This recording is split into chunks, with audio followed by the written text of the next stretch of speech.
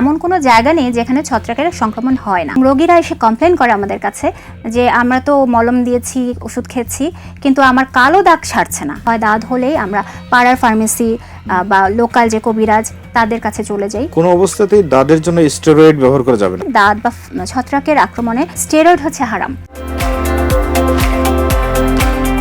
স্কিনের আরেকটা ডিজিজ হয় দাঁত, যেটা ফাঙ্গাল ইনফেকশন নামে আমরা চিনি আর কি। তো দাঁত আসলে অনেক ক্ষেত্রে ভালো হয় না, এটা কেন ভালো হয় না? দাঁত হলে কি করণীয়?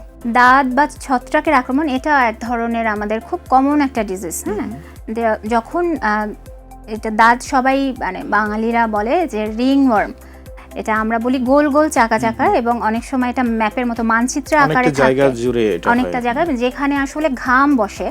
আমাদের যে গোপন জায়গা বা বগলে এরকম জায়গাও হতে পারে, এবং মুখেও হতে পারে, পিঠে বুকে ওপেন জায়গা যেখানে, সেখানেও হতে পারে, তাদের মাথাও হতে পারে। মানে এমন কোনো জায়গা নেই যেখানে ছত্রাকের সংক্রমণ হয় না। এটাও ছত্রাকজনিত একদম। এটা শুধুমাত্র প্লেন ছত্রাক, যেটা আমরা ডার্মাটোফাইটস বলি। এটা আমাদের সুপারফিশিয়াল লেয়ারেও হতে পারে, ডিপ লেয়ার পর্যন্ত ইনভলভ হতে পারে, যদি না সে চিকিৎসা শুরুতে না করে। প্রথমে লাল ফুসকুড়ি হয়ে এটা শুরু হয়, এবং এটাও প্রচণ্ড চুলকায়, এবং এটা কিন্তু খুব কন্টাজিয়াস, একজন থেকে আরেকজনে ছড়ায়। এই জন্য আমরা বলি যে শুরুতেই যদি এটা চিকিৎসা ব্যবস্থা করা হয়, এবং প্লেন অ্যান্টিফাঙ্গাল, এই ফাঙ্গাসটার গায়ে এক ধরনের স্টেরল লেয়ার থাকে, এইটা আমি যদি প্লেন অ্যান্টিফাঙ্গালটা দিই তাহলে এটা সাথে সাথে নিরাময় হবে এবং সুদিং ইফেক্ট ছোট হয়ে যাবে।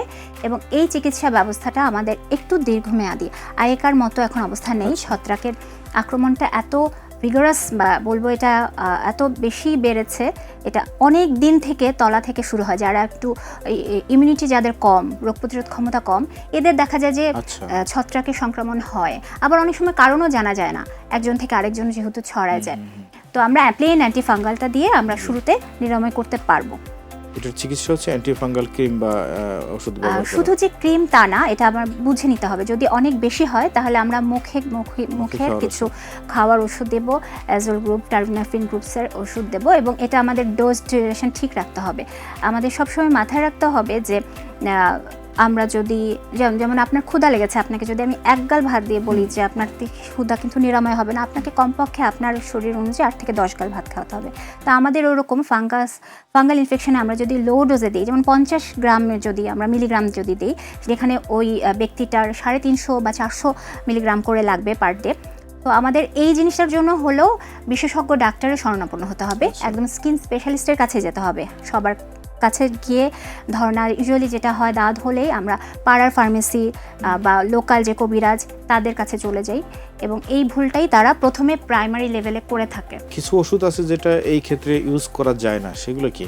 হ্যাঁ, খুব সুন্দর একটা প্রশ্ন করেছেন। আমরা আসলে অনেক ভুক্তভোগী। একদম শুরু থেকে যেটা হয়, চোখ বন্ধ করে মানুষ চামড়ার কোনো সমস্যা, ত্বকের সমস্যা স্টেরয়েড দিয়ে দেয়।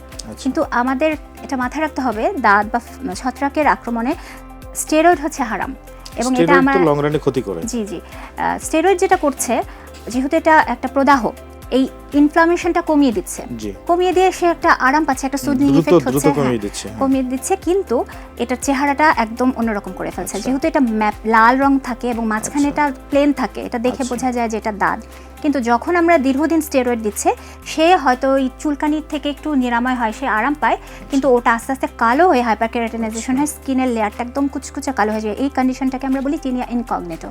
এই কন্ডিশনটা হতে এখান থেকে এক্সিমাটাইজেশন এবং ঘা পর্যন্ত হয়ে যায়, এবং রোগীরা এসে কমপ্লেন করে আমাদের কাছে যে আমরা তো মলম দিয়েছি, ওষুধ খেয়েছি, কিন্তু আমার কালো দাগ ছাড়ছে না, আমার এই কালো দাগের ব্যাপ্তি আরও বেড়ে গেছে।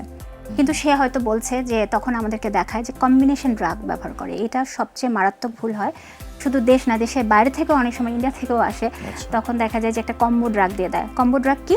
প্লেন অ্যান্টিফাঙ্গালের সাথে একটা স্টেরয়েড থাকে। এই মিক্সড ড্রাগের বিরুদ্ধে আমরা মানে ডার্মাটোলজিস্ট সোসাইটি অনেক বলবো আমি ফতোয়া জারি করছি যে আপনারা দয়া করে স্টেরয়েড আমরা লোকালি অ্যাপ্লিকেশন দিব না। দিলে দাঁত তো সারবেই না, দাঁতটাকে আমরা সারাতে আরও লম্বা সময় লেগে যাবে। কোনো অবস্থাতেই দাঁতের জন্য স্টেরয়েড ব্যবহার করা যাবে না। হ্যাঁ, ওরালি কিছু কিছু ক্ষেত্রে মুখে আমি খাওয়াতে পারবো বা ইঞ্জেকশন দিতে পারবো, কিন্তু আমরা কখনো লোকাল যে টপিক্যাল ক্রিমটা স্টেরয়েড আমরা দেব না। চোখ বন্ধ করে দেখা যায় যে অনেক স্কিন স্পেশালিস্ট না, তারাও বুঝে না, ভাবে যে এটা দিলে তো যেহেতু সে আরাম পাচ্ছে সাময়িক, এটা আমরা লাগাই।